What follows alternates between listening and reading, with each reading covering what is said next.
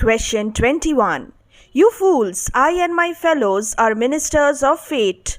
The elements of whom your swords are tempered may as well wound the loud winds or with be mocked at stabs, kill the still closing waters, as diminish one dowel that's in my plume. Question A. Who is the speaker of the quoted lines? Ariel, Prospero, Caliban or Sycorax? The right answer is option 1, Ariel. Question B. Whom does the speaker call you fools? Adrian Alonso Francisco, Antonio Adrian Alonso, Antonio Sebastian Stefano or Antonio Alonso Sebastian?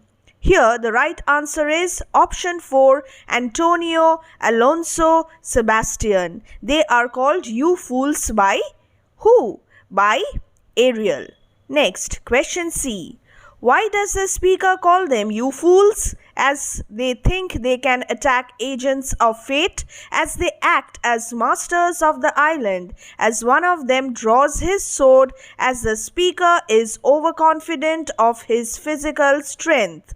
The right answer is option 1, as they think they can attack agents of fate.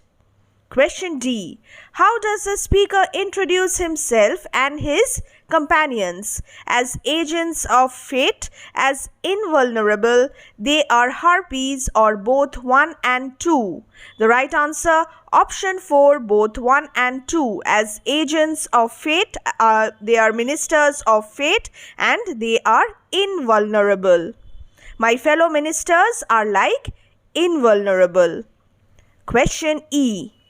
Which elements are referred to in the elements of whom your swords are tempered? Earth and fire, water and air, earth and water or fire and ice? The right answer is option 1, earth and fire. That is, earth and fire. Why? The swords are made from metal taken out of the earth and refined, tempered by the action of fire. But earth and fire have no power against wind and water. The right answer, option 1. Question F. What is one dowel that's in my plume? A feather in his wings, a feather of a bird, a filament, smallest part of a feather, or none of the above? The right answer is option 3, a filament, smallest part of a feather. Question G. Why would the fools not be able to harm the speaker and his fellow spirits? They would break their swords would vanish, their swords are covered with rust, hence unfit for use, they would find their swords too heavy to lift. The right answer, option 4, they would find their swords too heavy to lift, hence they will not be able to harm the speaker, that is Ariel, and his fellow spirits. Line number 66. If you could hurt, your swords are now too massy, that is, too heavy for your strength and will not be uplifted. It's time for question H. What foul deed is mentioned by the speaker? Prospero was usurped from the throne of Milan. Prospero and his daughter had been exposed to the dangers of the sea. A conspiracy was hatched against Prospero's daughter, or both 1 and 2. Both 1 and 2 is the right answer. It's option 4. Prospero was usurped from the throne of Milan, and Prospero and his daughter had been exposed to the dangers of the sea. Come to line 70. From Milan did suppliant good Prospero exposed unto the sea, which hath requite it him and his innocent child, that is Miranda, for which foul deed the powers delaying, not forgetting, have incensed the seas and shores, yea, all the creatures against your peace. Question I. How will the sinners be punished for the foul deed? They will be killed. One of them has lost his son. The speaker will wreak endless agony on all of them, both 2 and 3. The right answer, option 4, both 2 and 3. One of them has lost his son, that is, Alonso has lost his son named Ferdinand, and the speaker, that is Ariel, will torture all of them. And the lines are, and do pronounce by me lingering perdition. What is lingering perdition?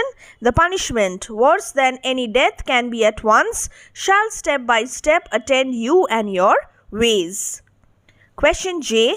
How will they escape torture and escape punishment? If their repentance is sincere and genuine, if they are forgiven by Prospero, if they return Prospero's dukedom, or none of the above. The right answer is option 1, if their repentance is sincere and genuine. What is a clear life ensuing? Question K. Decide to lead a blameless life henceforth. Decide to lead a life of asceticism, renunciation of power, or lead a sinful life. The word meaning of clear life means blameless or sinless life. Hence, the right answer is option 1. Decide to lead a blameless life henceforth. Question 22. What is the meaning of mocks and mows? Equipments, grimaces, gestures, or hugs and kisses? Mocks and mows mean, the expression mocks and mows mean grimaces. Question 23. Bravely, the figure of this harpy has thou performed my Ariel. Here Prospero seems to be sad, delighted, boastful, or proud. He is delighted. Option 2 is the right answer. 4. Who or what enter after Ariel vanishes in thunder? Strange shapes, courtiers, Prospero, or unicorns? The right answer is strange shapes. He vanishes in thunder, then to soft music enter the shapes again and dance with mocks and mows, that is grimaces, and carrying out the table they depart. Question 25. What does bated mean? Omitted, postponed, transferred, or added? The right answer is omitted. Question 33. It did pass my trespass. Therefore my son in the ooze is bedded. Which of the following does not reveal the feeling of Alonso here? Indifferent, guilty conscious, grief-stricken, or frustrated? The question here is, which of the following does not reveal the feeling of Alonso here? The right answer is option 1, indifferent. He is definitely guilty conscious, he is grief-stricken, and he is also frustrated. The right answer, option 1. 34. What is the ooze? Sticky sap, soft mud at the bottom of sea, a hole, or beach? 2. Option 2, soft mud at the bottom of the sea is the right answer. The next one now. Who will fight with one fiend at a time? Sebastian, Gonzalo, Antonio, or Francisco? It's Sebastian. Option 1. He will fight with one fiend at a time. Who among the following has admitted his guilt? Question 36. Alonso, Antonio, Sebastian, or Prospero? Alonso has admitted his guilt, unlike Antonio and Sebastian. Question 37. What does Gonzalo say about the three desperate wrongdoers? And who are the three desperate wrongdoers? Alonso, Antonio, and Sebastian. Their guilt, like poison that affects slowly, begins to trouble their minds. They are trying to blame each other. They are calm and composed. They will provoke each other. The right answer is option 1. Their guilt, like poison that affects slowly, begins to trouble their minds. Question 38. Their great guilt, like poison given to work a great time after. Identify the figures of speech. Figures of speech. Alliteration and simile, alliteration and repetition, metaphor and simile, simile and hyperbole. The right answer is alliteration and simile. Great guilt is compared to poison that works slowly, hence simile. Use of the word like makes the comparison direct, and alliteration because of the use of the word G in great, guilt, given, and again great.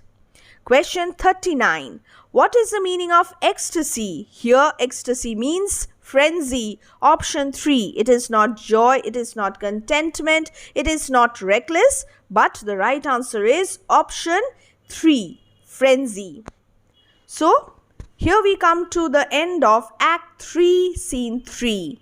There are two parts of this portion, Part 1 and Part 2. Kindly check the description box for the playlist and watch both the videos so that you can understand Act 3, Scene 3 better. My dear students, it's time to say goodbye to you. Please wait for our other videos as well. Bye. Take care.